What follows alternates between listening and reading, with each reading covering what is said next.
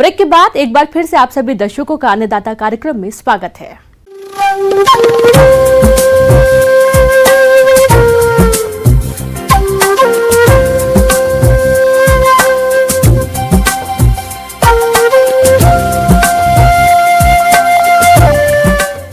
मौसम विभाग की रिपोर्ट पर साप्ताहिक कृषि सलाह इस प्रकार है।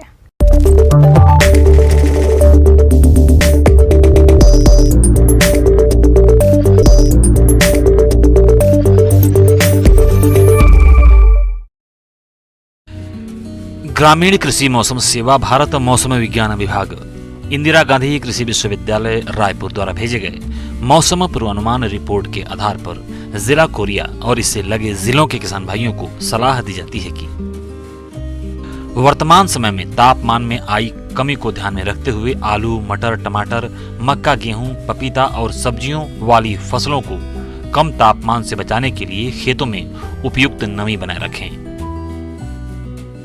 गेहूं की फसल यदि 21 दिन की अवस्था में है तो पहली सिंचाई आवश्यक रूप से करें। सिंचाई के बाद यूरिया का छिड़काव करें। यदि गेहूं की फसल में चौड़ी पत्ते वाले खरपतवार हों तो उसके नियंत्रण के लिए 2,4-D नामक खरपतवारनाशी का लगभग 600 ग्राम मात्रा सक्रिय तत्व प्रति हेक्टेयर की दर से बुआई के 30 से 35 दिन बाद पानी में घोल बनाकर छिड़काव करें। चने की फसल में विल्ट बीमारी से बचाव के लिए ट्राइकोडर्मा से बीज को उपचारित करके बुआई करें। चने के जिन खेतों में उकठा एवं कॉलर रट बीमारी का प्रकोप प्रतिवर्ष होता है वहां चने के स्थान पर गेहूं, तिवड़ा या अलसी की बुआई करें, अर्थात फसल चक्र अपनाएं। बीज की मात्रा 75 से 80 किलोग्राम प्रति हेक्टेयर एवं राइजोबियम कल्चर 6 से 10 ग्राम तथा ट्राइकोडर्मा पाउडर 6 से 10 ग्राम प्रति किलोग्राम बीज की दर से उपचारित करें। समय पर बोई गई चने की फसल जब 15 से 20 सेंटीमीटर की ऊंचाई होने या 30 से या 35 से 40 दिन की होने पर खुटाई अवश्य करें। चना की फसल में पहली सिंचाई बुआई के 40 से 45 दिन बाद करनी चाहिए। सरसों की फसल में पहली सिंचाई बुआई के 25 से 30 दिनों के बाद करनी चाहिए। पहली सिंचाई के बाद नाइट्रोजन की दूसरी मात्रा का टॉप ड्रेसिंग करनी चाहिए।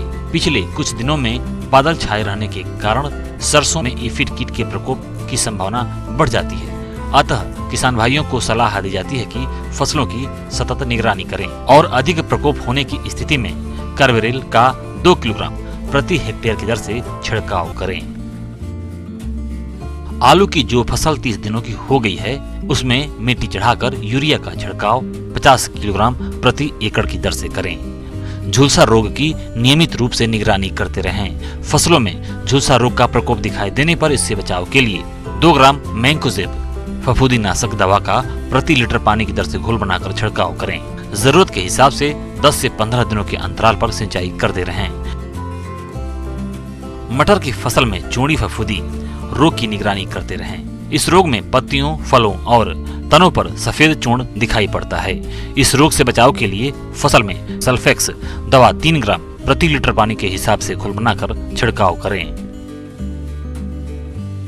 कम तापमान के प्रभाव से दुधारू पशुओं के दूध उत्पादन में प्रभाव पड़ सकता है। दुधारू पशुओं को नियमित रूप से दाने के साथ कैल्शियम भी खिलाएं। पशुओं को रात में खुले स्थानों पर नहीं रखें। बिछावन के लिए सूखी घास या राख का उपयोग करें। समुचित दुग्ध उत्पादन के लिए मवेशियों को प्रतिदिन 25 से 30 ग्राम मिनरल मिक्सचर एवं 50 ग्राम नमक जरूर खिलाएं। बछड़ों को धूप में अवश्य निकालें। बकरियों की सुरक्षा करें। बकरियों को हरा चारा, साफ पानी एवं सूखे स्थान में बांधें एवं परजीवियों से बचाव के उपाय को अपनाएं। मुर्गियों को रानीखेत बीमारी से बचाने के लिए पहला टीका F1 7 दिनों के अंदर एवं दूसरा टीका R2B 8 सप्ताह की उम्र में लगवाएं।